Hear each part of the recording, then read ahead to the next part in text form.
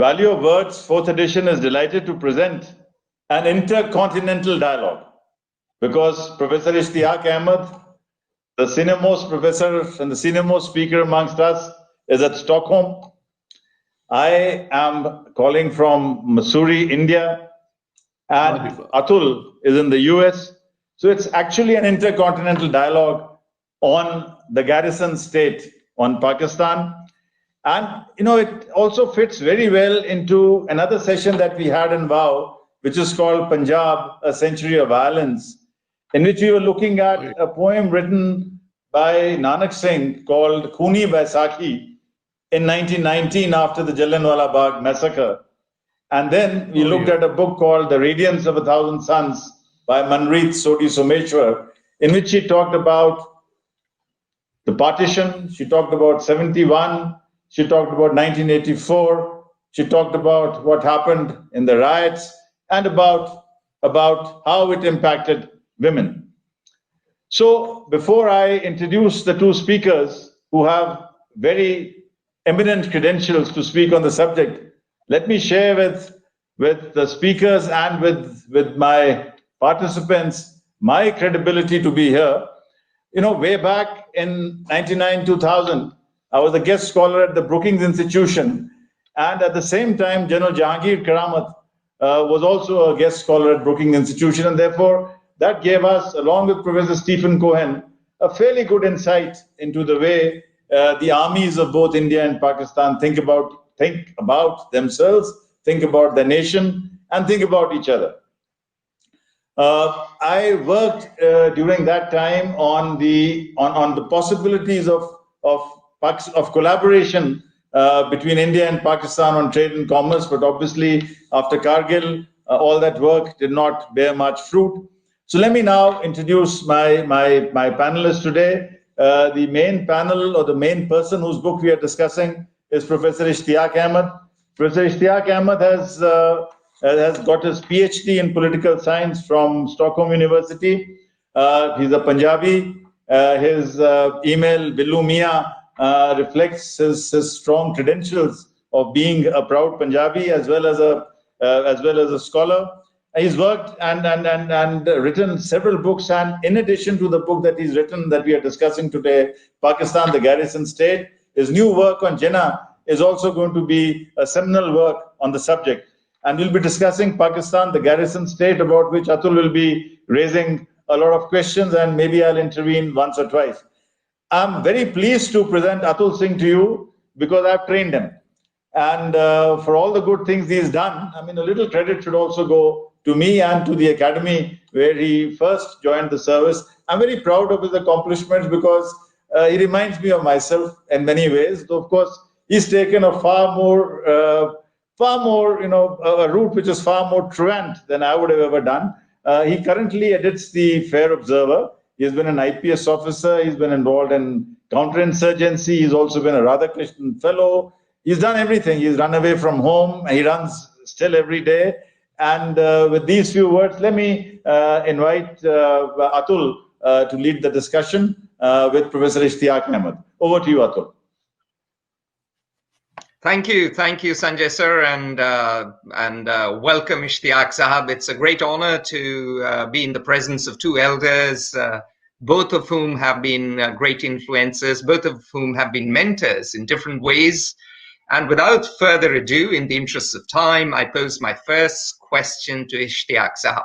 Ishtiaq Sahab, can you please explain why two states that came into being at the same time ended up very differently? One became a parliamentary democracy while the other failed. What is the reason, or what are the reasons? Let me begin by thanking from the bottom of my heart Sanjeev Chopra ji, who's a fellow Punjabi, and to be invited to speak at the Value of Words Literary and Art Festival 2020 is a singular honor, a unique privilege for me, and I'm greatly touched. And the fact that Atul Singh is conducting this discussion, I think, is a great privilege in addition to my heartfelt pleasure, I'm overwhelmed by this invitation. Sanjeev ji, you mentioned the Punjab and you mentioned some books, but if I were to be asked which is my greatest work, I would say it's the partition of Punjab, the Punjab bloodied, partitioned, and cleansed. Because there I had to do things which nobody had done. Even in the Jinnah book, you will find eye-breaking, entirely new vistas of how to evaluate Muhammad Ali Jinnah's role in history. But the effort I invested in the Punjab book was, I mean, incomparable with anything else. Because on all other subjects, a lot is written, whereas on the Punjab, you have Krishan Chandra, Manto, Rajinder Singh Bedi, you know, all these great names writing in fiction, and Amrita Pritham, and the poets Faiz Saab and Sahir Saab. But when you come to actual research, you will find that neither India nor Pakistan nor the British, who were in fact responsible, wanted this subject to be studied at length. But I've done it, and I'm very proud of it. Today, I have to discuss and present Pakistan, the garrison state. Let me tell you that it has now appeared twice in the CSS exam. So the respectability from the Pakistani state has been conferred on it. Each time I write a book, I think I stake my neck. But Pakistan is full of surprises, and I find across the border also very decent people acknowledging the perspective I bring in my research. First of all, Pakistan, the garrison state, its origins, evolution, consequences, 1947 to 2011. This is the title of the book. Before I entered the research on this, of course, I had to go through the existing literature, which is quite considerable. But what I realized was that people who wrote were mostly doing descriptive works, rich in empirical details and with a lot of wisdom and common sense.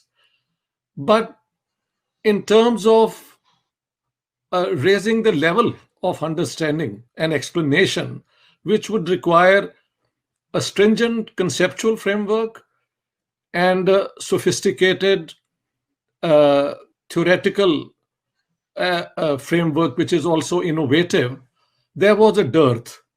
With some exceptions, if you want, we can discuss that. Let me just add that in writing this book, I spoke to three chief of army staffs, including General Musharraf, and 4 heads of the ISI, and many major generals and brigadiers, and so on and so forth. So the point of view of the Pakistan Armed Forces is amply, abundantly present in the book. Anyhow, I, being a political scientist, was very keen to go into the theoretical aspect of what is Pakistan as a state. How are civil-military relations, structured in Pakistan? And so I used 2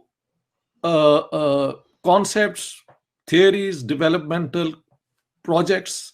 One is the American political scientist Harold Laswell's article, The Garrison State, a Developmental Concept.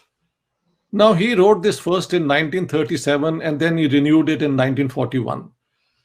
He feared that Western democracies, which had emerged in industrially advanced countries, may actually jeopardize their democracy out of a fear of foreign aggression and total war. And this may strengthen what he calls as the specialists on violence to take over society. And even if the facade of democracy is maintained as a ritual, its actual content is greatly reduced, if not completely lost. But his argument was that such a state, this was done in the first, there was the Japanese wars, it had started militarily expanding. Then came Nazi Germany. And so these were the two main powers which he sensed were threatening Western democracy. So he came up with this idea of a garrison state. I have argued that the idea is very interesting, it's very sophisticated, because it goes in to say that the specialists of violence will specialize on production, industrial production, on economics, on education, cultural, production. And if you remember, McCarthyism was about that time. It came later on. So part of his prophecies were correct. But the basic understanding was that this can only happen in an industrially developed country. And I have said that this is not necessary. This might be an interesting reason, the fear of foreign aggression. But even developing countries with no industrial base could become a garrison state if they could adroitly exploit contradictions in the international system. And so that is how Pakistan, first of all, latched on to the Americans and started arming itself. And that, of course, gave Pakistan's modern weaponry. At the same time, it strengthened the military as an institution. And so I've argued that Pakistan began to acquire the characteristics of a garrison state. And the fear was real, imagined, contrived, whatever you want to say, of a threat from India. Okay? So then secondly, I took up the famous thesis of Hamza Alavi, a Pakistani sociologist, Marxist by persuasion, who had argued that Pakistan was a state in which the state was overdeveloped and the social classes were underdeveloped. And that's the inverse way in which Marxism explains classes and the state. And I think he just borrowed the idea from Marx's Asiatic mode of production and then said that Pakistan, when it came into being, it had no big bourgeoisie which could lead it on to democracy. It was the landlords and a handful of commercial bourgeoisie of Muslims. And it was the state, the bureaucracy, and the military, which automatically had the upper hand, because these were the only two great institutions with a national presence. So that's the first thing I've done. I think this is how I've refined the evaluation of the Pakistan garrison state. The second is the question of how Pakistan came into being. Pakistan came into being at the very last stage, the twilight of British rule, because up until, I think, May 1947, the British wanted to keep India united in the hope that the Indian army will remain one, well-trained, solid, and robust. And Britain was hoping to continue being the great power in world politics with a special sort of influence in South Asia. And so a division of India that initially was thought to be a weakness for the subcontinent vis-a-vis Stalin and Soviet communism. But by May 1947, the arguments had changed completely. And then the three heads of the British Armed Forces, the hero of the Second World War, Field Marshal Montgomery, and some people from the Colonial Indian Office were present, and they prepared a memorandum dated 12th May 1947, in which they say that if there is a partition, Mr. Jinnah is willing to join the Commonwealth, whereas Hindustan may go its own way, and from Pakistan we should demand access to Karachi port facilities, to Pakistan airfields, and Muslim manpower. And Muslim manpower then means the Pakistan army.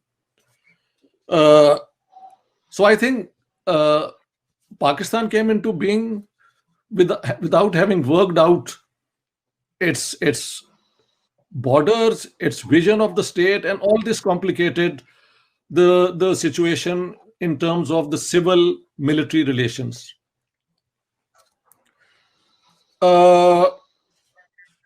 I think in the questions we will take up how this impacted on the geography of Pakistan. Right now, I will just talk about the fact that Pakistan came into being at the very last moment. Okay? Pakistan additionally inherited, as I said, there was an absence of effective political leadership and functioning institutions.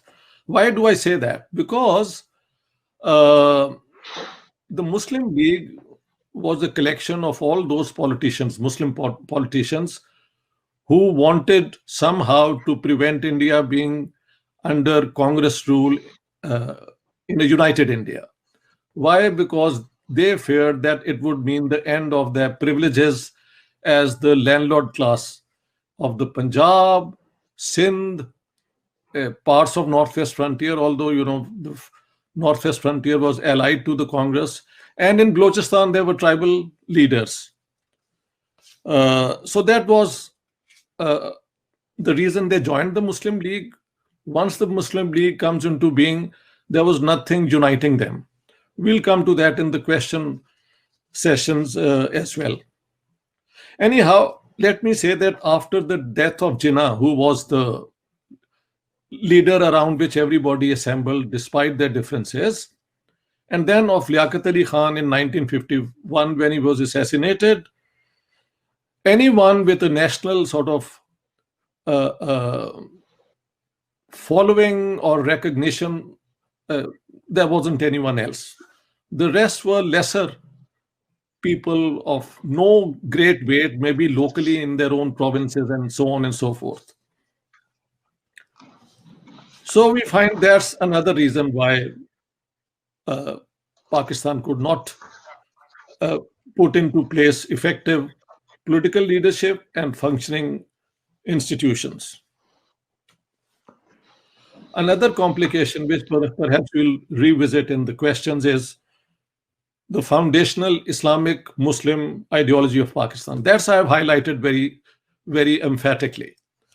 That Pakistan was founded on a principle contrary to all other principles applicable in a colonial situation, which was to compel a foreign power or to convince a foreign power to leave and hand over sovereignty to the people living in a territory. Pakistan and maybe Israel, that's comparable. At least Pakistan was founded on the idea that we are not a nation defined by territory, but we are a nation defined by faith. And therefore, once Pakistan comes into being, it has been a daunting task ever to have any consensus on what is the relationship between Islam and the state. And I think later on we'll be discussing this in detail. As the years passed by, more and more contradictions within this concept emerged.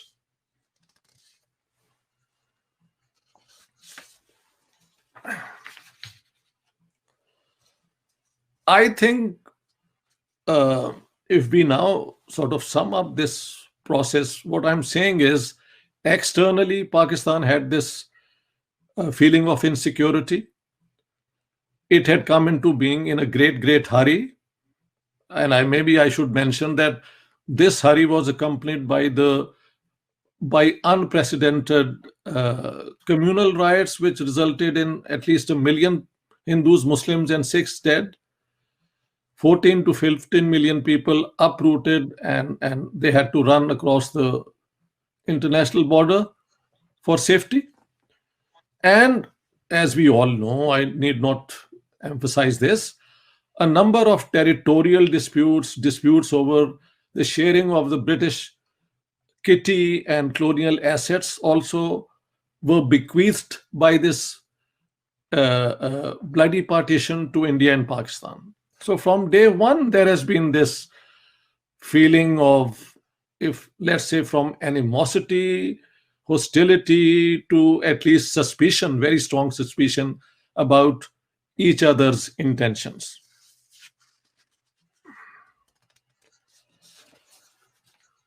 Since Pakistan had got itself co-opted in foreign, international alliances, first with the US, as a part of the anti-Soviet international military alliance.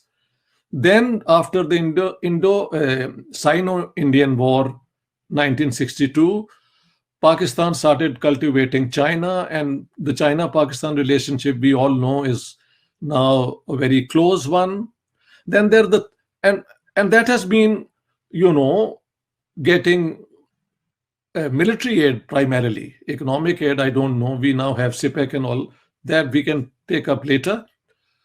And then the third patron or donor that Pakistan acquired was during this sectarian tussle or contest between Iran, representing Shia messianic millenarianism, and the response to that by Saudi Arabia, which represented an extreme form of Sunni Islam, and Pakistan being primarily a Sunni country, although not necessarily Wahhabi like the Saudis, they allied with Saudi Arabia. So all along, Pakistan has been able to arm itself and derive economic aid by using its geostrategic position to its advantage. Simultaneously, this is to be kept in mind, Pakistan's borders with India and the border with Afghanistan have always remained a big problem for Pakistan to take care of. I think this is the general introduction, and maybe Atulji, we can now take up your questions one by one. So if you can Brilliant.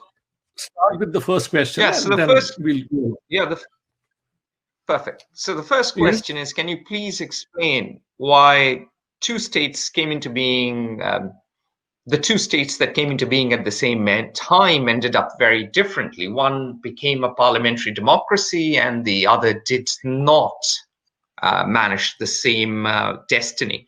What are the Okay. reasons for the difference in the paths they took? I think basically four reasons.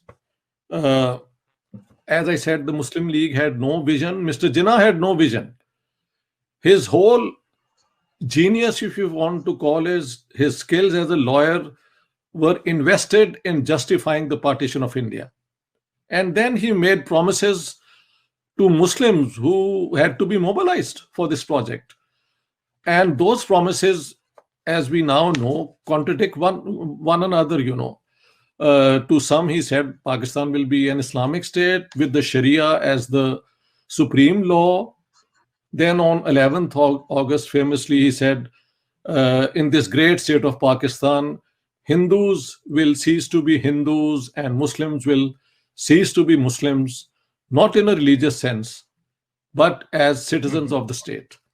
Now that sounds very secular and very liberal and very tolerant, but it contradicted the 7 years of his campaigning vigorously, relentlessly, just emphasizing that Hindus and Muslims were not only two separate and different nations, but they were intrinsically hostile to one another, and their worldviews were irreconcilable.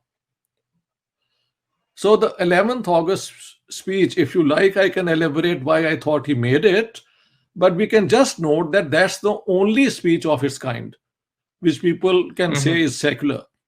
The speeches 7 years before that, from 1940, I say onwards, and afterwards until he died, at no point he makes this that it will be a state. It will be, he kept on saying that it will be an exemplary, idealist Muslim state in true Islamic fashion, taking care of the minorities.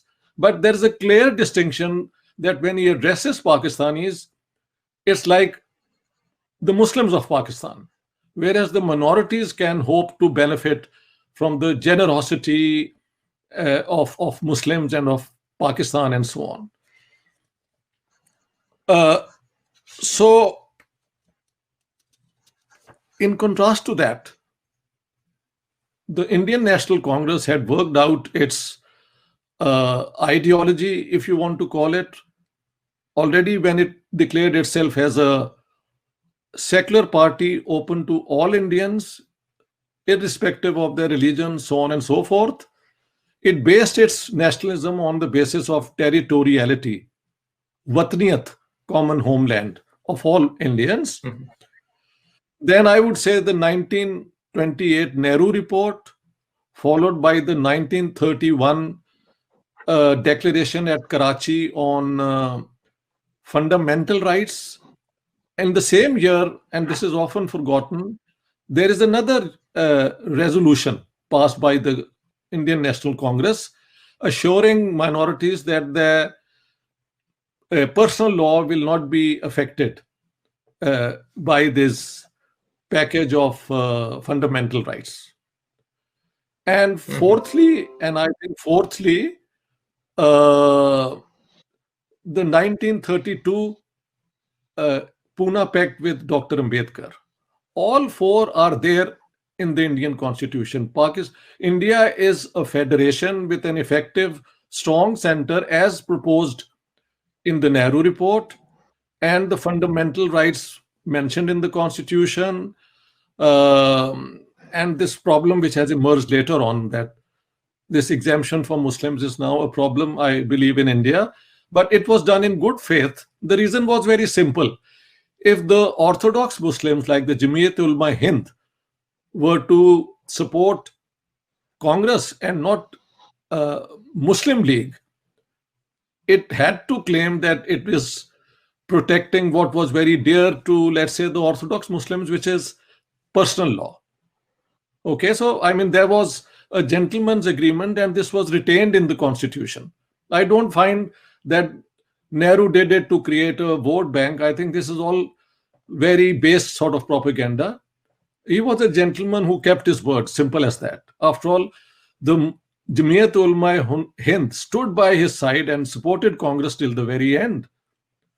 So I would say that, whereas, and then you have Jawaharlal Nehru for 17 years as Prime Minister, during which he was able to implement or, enforce the Constitution more or less very effectively. And that legacy has helped India even today, I think. The only thing which gives India a secular democracy is the Constitution and the legacy of Nehru. I'm not demeaning the contribution of others, but these are the formative things which it's entirely different for Pakistan. Jinnah then dies on the 11th of September 1948, and the only figure left of any consequence, Liaquat, is assassinated in 1951. One thing which I need to emphasize, and yes, please, yeah. No, please wrap up. I'm trying to speed up the process. Okay. Please finish the point and we'll speed up a bit. There are many questions. Okay.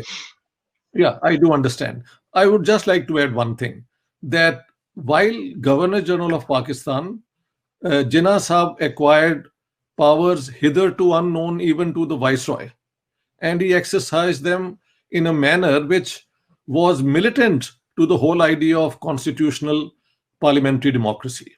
So that further complicated Pakistan's chances of stabilizing and consolidating as a constitutional democracy.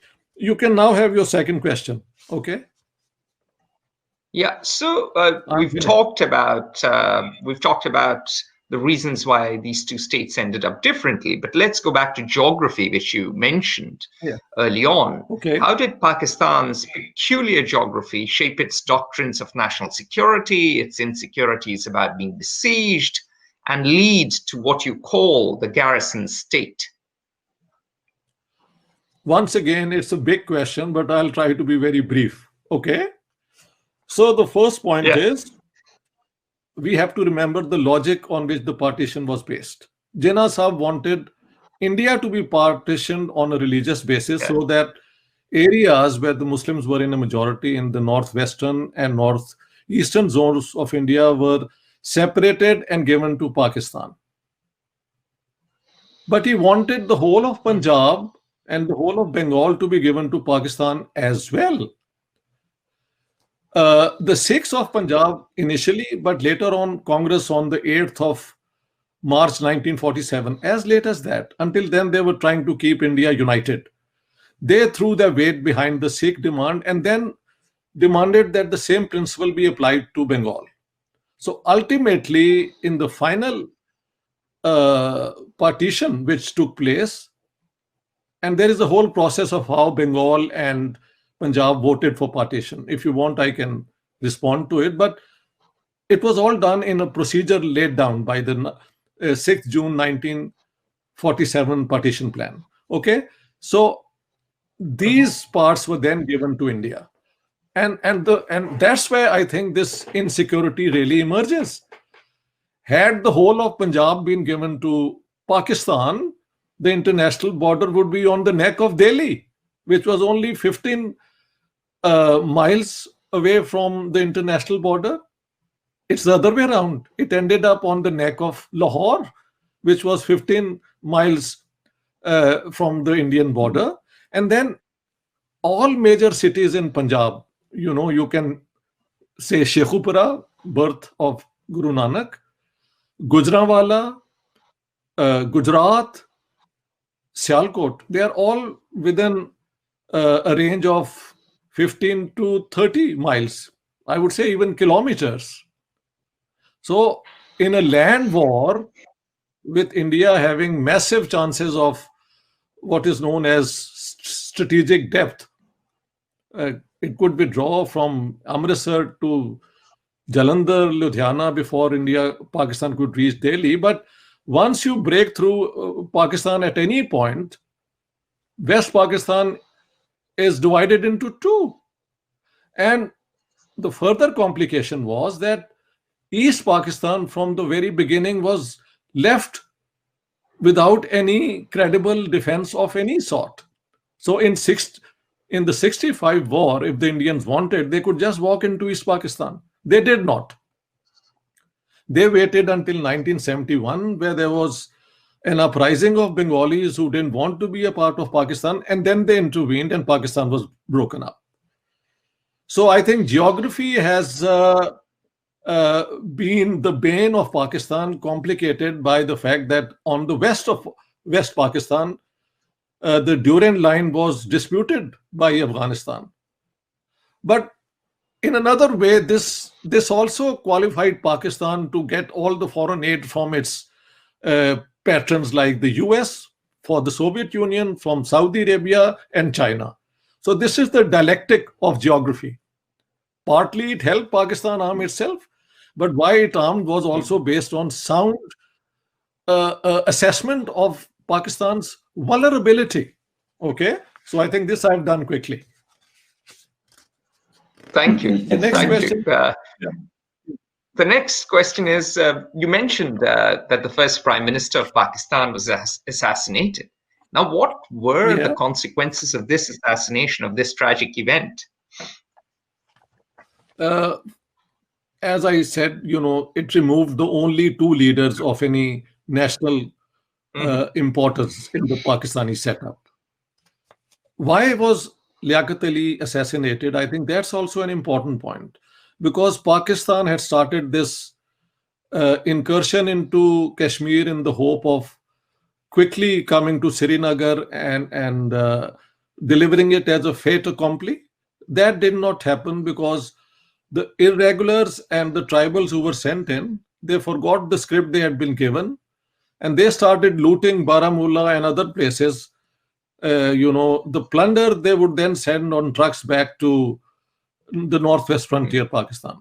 In the meantime, India very intelligently convinced the Raja or Maharaja that if you want Indian intervention, you have to sign the accession bill. And so I think, anyhow, that war continued until about April and into May 1948. And Pakistan was on the back foot. I mean, I can refer to a man very popular in Pakistan, Brian Clowley, I think an Australian or New Zealander, who has written on the Pakistan army, and he says that Pakistan was not in a strong position, and that is why Prime Minister Liaquat Ali Khan then agreed to the ceasefire. I think some disgruntled officers who believed that had the ceasefire not taken place, we would still get the whole of Kashmir. I think they planned this assassination, but its consequences were that it catapulted the civil servants into power, who then started having puppet regimes for the next 6-7 years, until in 1958 there was a coup under General Ayub Khan, and Pakistan had its first military rule. I think this is also quickly done. Your next question, please. So we've talked about the assassination. What about the constitution? Because you referred to it. So when did Pakistan get its constitution, and what did it lead to? Once again, a big question, but I'll be very quick. Okay. I don't give you small questions, do I? No, but I think it's most interesting. The essence of my book, the crux of it, is captured by your question. So I'm delighted, actually. There's a Pakistani historian, budding young historian, Yaqub Bangash, who told me, and this is in the Jinnah book, by the way, that he talked to Pakistan's ex-foreign minister, Sahibzada Yaqub Ali Khan, who told him that about 8 months after Pakistan had come into being, he was a military aide to the Governor General, and later on Admiral Ehsan. He was a naval aide. They both went and met Quaid-e-Azam Muhammad Ali Jinnah. Jinnah Sahab apparently was in his pajamas, looked very tired, and so on and so forth. And they said, "Sir, nothing is happening in Pakistan about the constitution, whereas in the news we find India every day announcing some progress. So what's happening on the constitution?" And according to Yaqub Bangash, Jinnah admitted that, look, I made different promises to Muslims. And those promises are in conflict, and it will take time before some consensus emerges. And in any case, it is the duty of the Pakistan Constituent Assembly to frame a constitution of Pakistan. So I leave it to them. That's the first thing.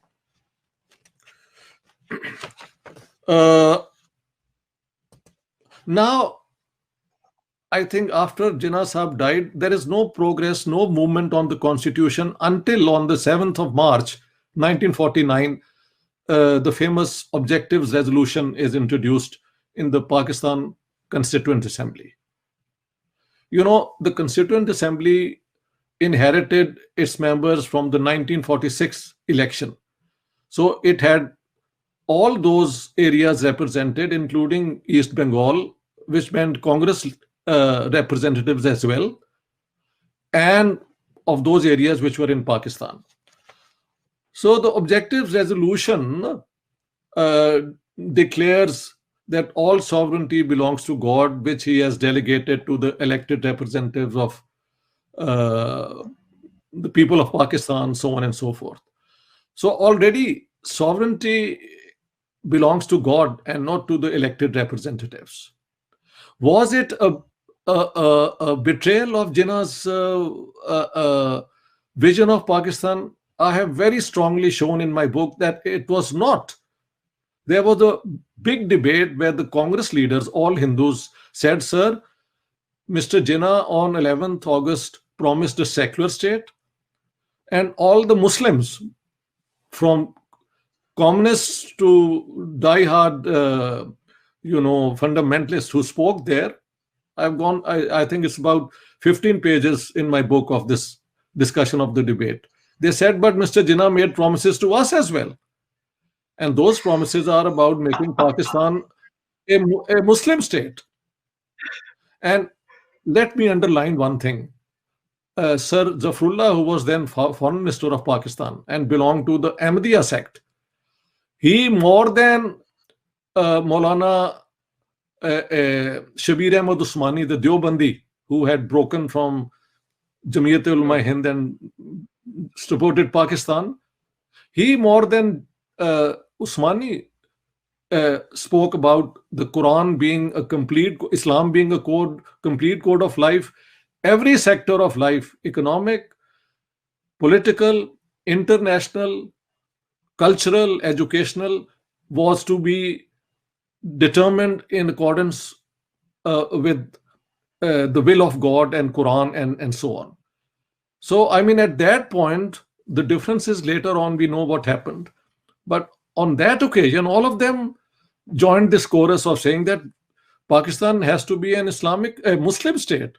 Some said an Islamic state, like Usmani, but most talked about a Muslim ideal state which would be generous to the minorities but would privilege the Muslims, because after all, who struggled for Pakistan? Not the non-Muslims.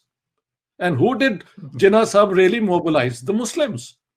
So the state must privilege the Muslims of Pakistan. Now, saying that is one thing, but translating it into a formula which is coherent and cohesive is not an easy thing, because the Muslims are divided on the basis of sect and subsect. All those deep divisions are now all in the public. And then there were regional interests. So Pakistan had to be a federation. Three things. Pakistan had to be a Muslim democratic federal state. And even on the federation, there was a dispute, because the provinces, apart from Punjab, feared that the center was dominating them. Too many powers were with the center. So that was another problem. Then in 1954, the Governor General, Ghulam Muhammad, who had inherited this arbitrary powers from Jinnah and Liaquat, he dismissed the Constituent Assembly, saying that it has failed to produce a constitution. And of course, this went to the Supreme Court, and the Supreme Court agreed with the Governor General, saying that Pakistan is not an independent state, it's a dominion. So he, being the representative of the Queen, can exercise powers and dismiss an unrepresentative Constituent Assembly. Finally, of course, the oligarchy, the civil bureaucrats, and the army, and then some handful of politicians agreed on a constitution which was declared on the 23rd of March 1956. I remember that day in Lahore, going around with a lot of buntings and lights and festivities. But it was never promulgated because there were no elections. In 58, martial law is imposed, General Ayub takes over, and I would say, now very briefly, you want to ask a question, Sanjeev ji? No, no, we are running out of time actually, and I mean, we would have loved to continue, but there's a constraint on time, so I would request you to Okay. make it as concise as possible. Yeah. If Atul agrees not to ask too many questions, my task is done. So let me yeah. Uh, let me say like this: the 56th Constitution declares Pakistan an Islamic Republic. It requires the president to be a Muslim, and it says it commits that all laws of Pakistan will be brought into conformity with Quran and Sunnah. Then we have another constitution given by General Field Marshal Ayub Khan in 62, which initially dropped Islamic and declared Pakistan simply a republic. And there was a big movement against it, saying that Pakistan is Islamic. So the First Amendment restored the Islamic nature of Pakistan as a republic. It required the president to be a Muslim. It agreed that all laws will be brought in consonance with Quran and Sunnah. The third constitution, adopted by the elected members of the National Assembly of Pakistan, they declared that Pakistan will be an Islamic republic, but not only the president, but also prime minister will be Muslims. And additionally, in their oath of office, they will make a declaration saying that they testify to the finality of the prophethood of Prophet Muhammad, thereby excluding the Ahmadis. In 1974, unanimously, the National Assembly of Pakistan, with probably 2 abstentions from Balochistan, but that I'm not sure, unanimously, nearly declared the Ahmadis non-Muslims. Yeah, the first elections were held in 1970. Maybe I'm joining another question which comes later. In 1970, the first elections were held after Ayub Khan left. It resulted in the breakup of Pakistan because Awami League won a landslide victory, but West Pakistan army and politicians, Mr. Bhutto especially, did not want to share power with Awami League, which had come up with the 6 points program, which was virtually about a confederal Pakistan. So, both elections come in 1970 and end up in breakup of Pakistan, and the constitution is ridden with all these tensions between a bill of human rights and then some laws declaring us part of the population as non-Muslims. The end result was that all these processes alienated non-Muslims and who all were placed in that category. This was Asha. Yes. Okay.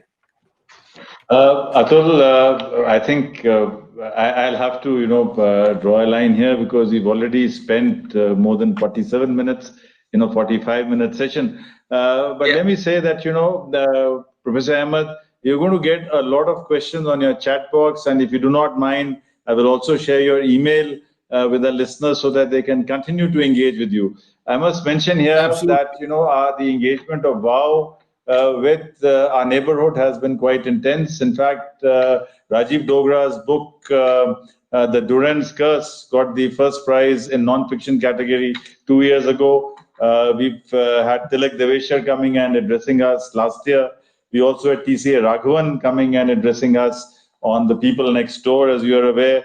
And last year, we also discussed both the Tilak Deveshar's book on Balochistan and Raghvendra Singh's book on the Northwest Frontier Province.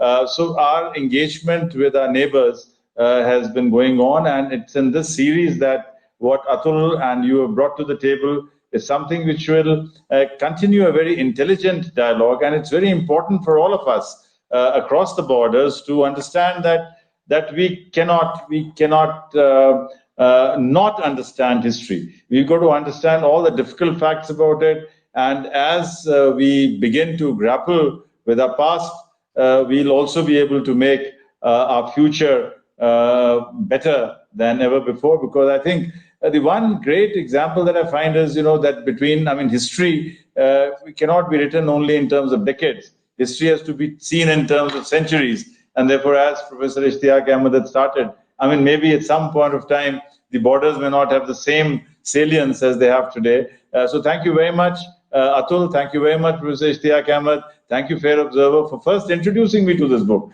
Because I had read quite a bit, including Bangash's book, but this was something which I had not read. So we close for now, but we'll have a round of discussions, and certainly the email trail will continue for a long time. Thank you very much, and thank you to our listeners for having joined us in this session. Thank you very much.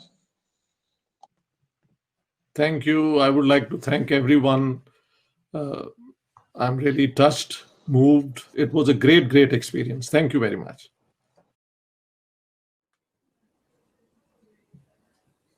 So we've had this lovely conversation, and because several scholars, faculty members, and students have been engaged in listening to this, and this ranges from the Center for Study of Human Security Systems at Hyderabad to students at the Khalsa College in Jalandhar, which is my alma mater, and many others. We have a whole series of questions which are addressed to all three of us, but I think we'll first let Professor Ishtiaq Ahmed respond to the first 2 or 3 questions. Then I will request Atul, and time permitting, I will take my question. A very interesting question has been asked to Professor Ishtiaq Ahmed, and that is that once a state becomes a garrison state, how can it grow out of itself? Is there a possibility for a garrison state to evolve into, metamorphose into something which is more likable, something which is more democratic? Because in a normative sense, the 21st century does not really look to a garrison state as an example of what an organized polity should be about. Well, I think this is a very interesting question. Actually, the answer is yes, in a general sense, because South Korea, Taiwan, some of these states were garrison states. But because of economic growth and sensible leadership, they have grown into democracies. Okay?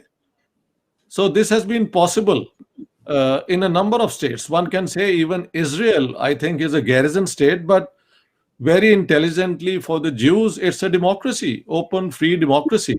It's only in the occupied areas that you find an oppression which is unacceptable.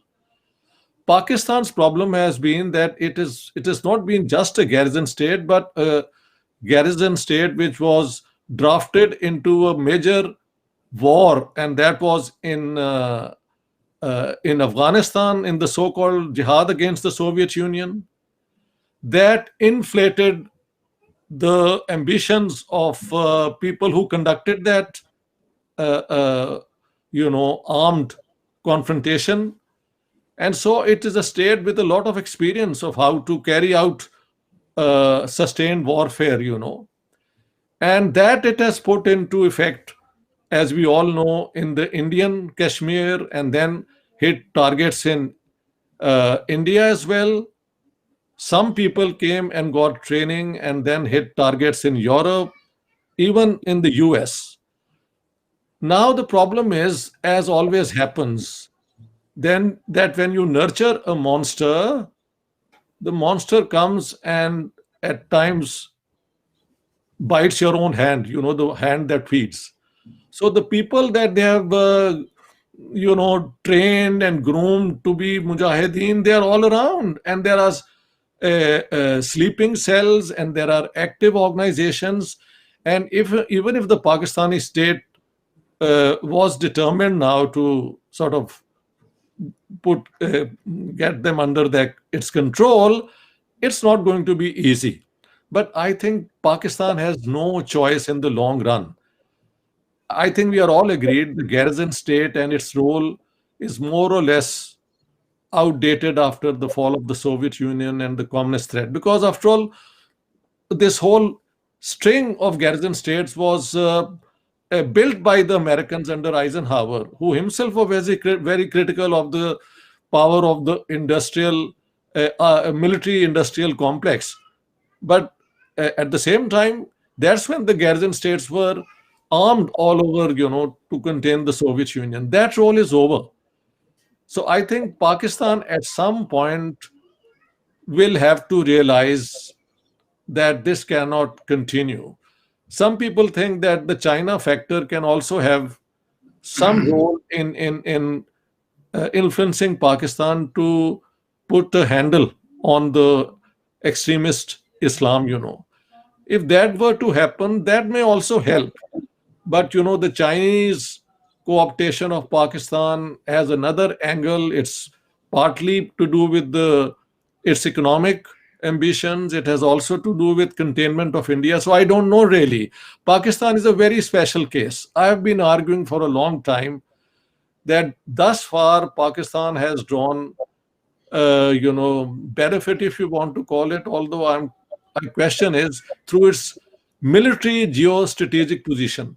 Now is the time to convert that into its geostrategic advantage for India, for China, for the rest of the world, for the flow of goods. And Pakistan can demand from India and other actors, partnership in building up its own industrial infrastructure. Somebody has to do that. When will it happen? Will it ever happen? I really don't know, but I think that's the only way out for Pakistan. It's economically insolvent. It can't sustain itself on its own. The problem now is that with Trump withdrawing American soldiers, once again, Pakistan might have a role there to do the American bidding for right and wrong, in Afghanistan.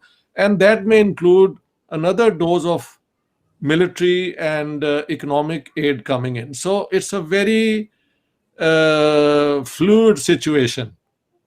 A lot has to do with Pakistan's external donors, those who have given it economic aid and military aid. Okay. So I think that's the Thank answer. you. So it's a very, very elaborate answer and also a very nuanced answer. Atul, so if Pakistan has to do the bidding for Biden, how do you see the scenario unfurling?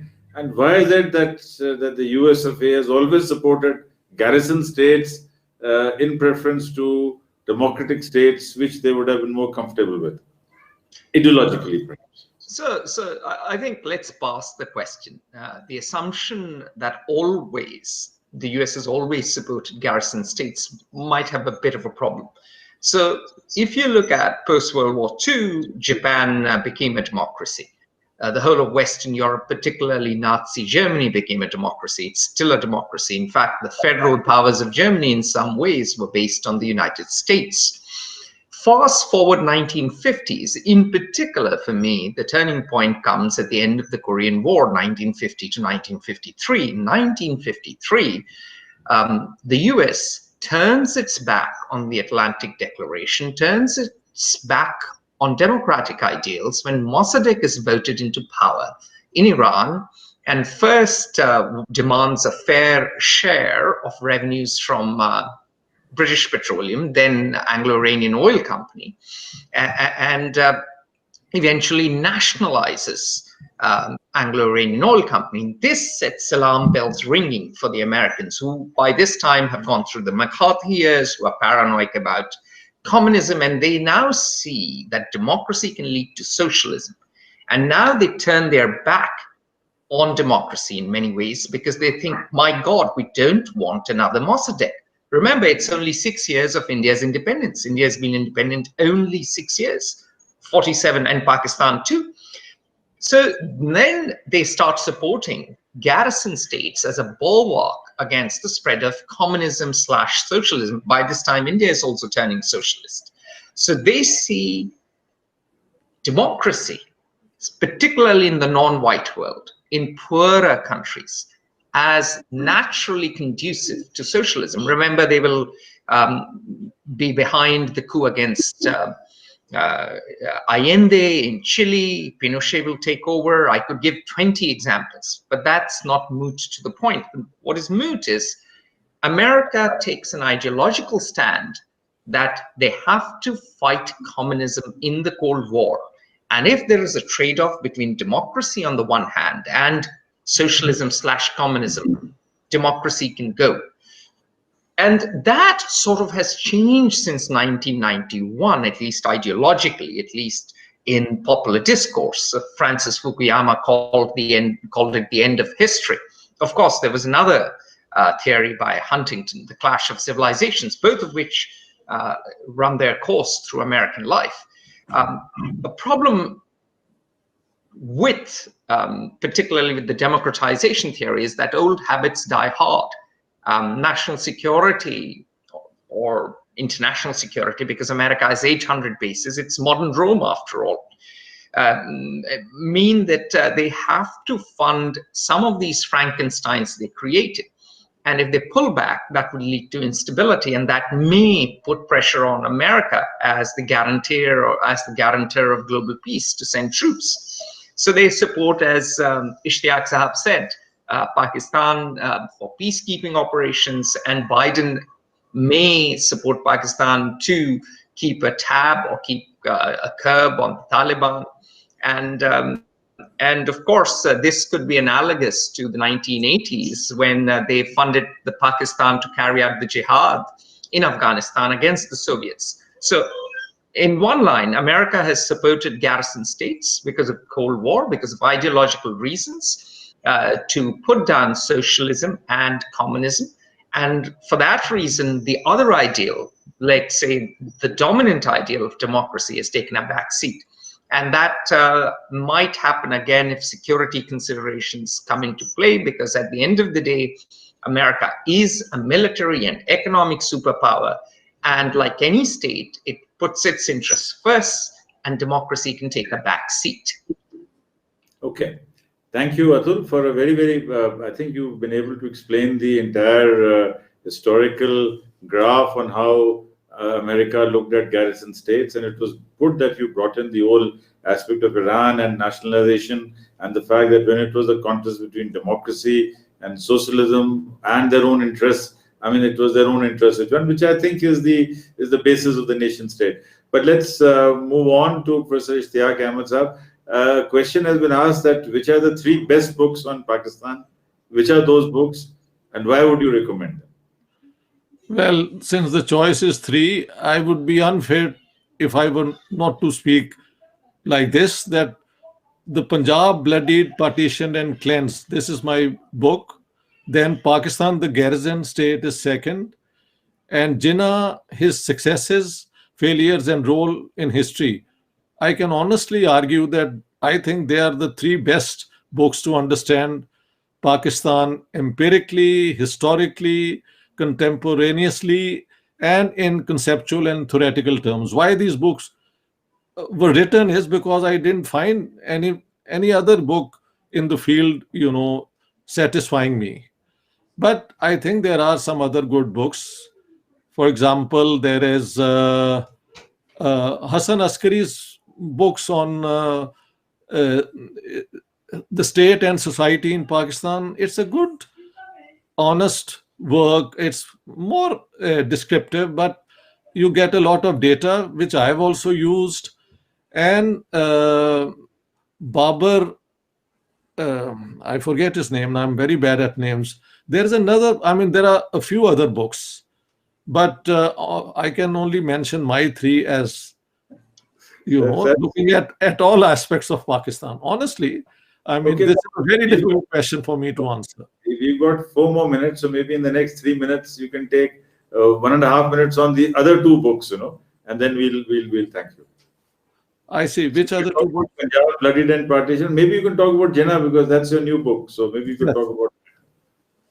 Well, I think the Jinnah book challenges the whole narrative which dominates not only in Pakistan, but also in India. And I don't know how this has come about. And nobody has gone and looked at the original primary sources. And that is that actually Jinnah never wanted Pakistan, he was only using it as a bargaining chip. And this thesis was, I think, defended at Cambridge University, and then suddenly it became like the talk of the town, both in India and Pakistan. They are all referring to it.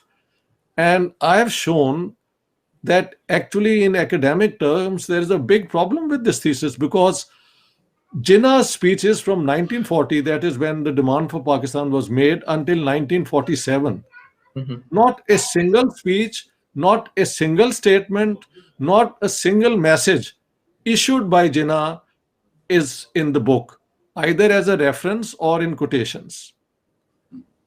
How come nobody noticed it? Why did people keep quiet? Why this conspiracy of silence?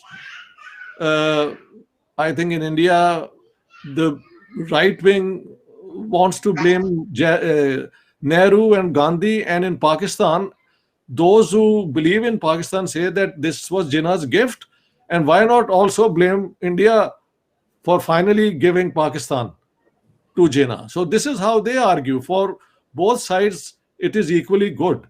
But I think this is all rubbish. I have shown that the Congress till the very, very end wanted India to be united. And in March 1947, when the interim government's budget was announced by Finance Minister Liaquat Ali Khan, where he had put heavy taxes on business and industry, but there was no mention of any land reform. That's when in the Congress there were two positions. Nehru and the left still wanted to accept it, but Sardar Patel put his foot down. He said, this is the parting of the ways.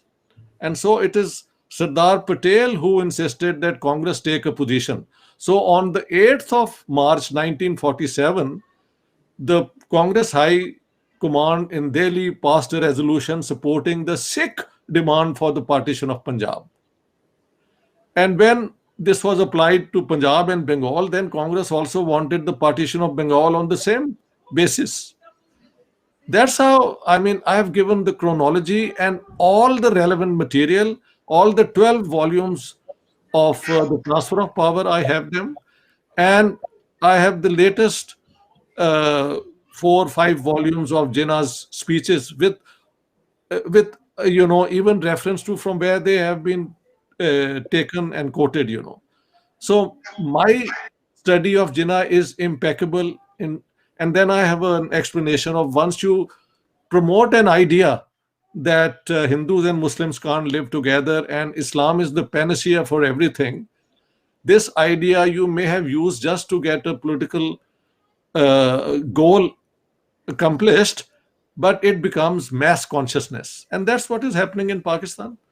Jinnah may never have wanted to have a Pakistan the way it is now, but without him advocating the two-nation theory based on complete confrontation between Hindus and Muslims, and then Islam being the way out, this would not be part of the mass consciousness. Simple as that. So that's Jinnah's book, yeah.